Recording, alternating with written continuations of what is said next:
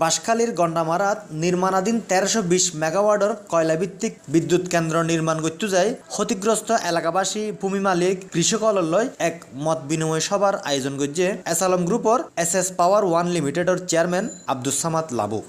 আমরা এখানে 2000 কোটি টাকা ইনভেস্টমেন্টের জন্য আমরা এই কয়লা প্লান্ট করার জন্য উদ্যোগ নিয়েছি আমাদের সরকার।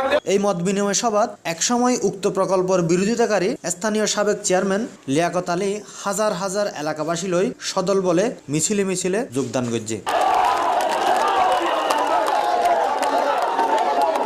এই সময় উৎফুল্ল হাজার হাজার জনতার সামনে বক্তব্য রেখে এসালম গ্রুপের ভাইস চেয়ারম্যান আব্দুস সামাদ লাবু, নৌকল্যাণ সংস্থার কর্মকর্তা, স্থানীয় জনপ্রতিনিধি হল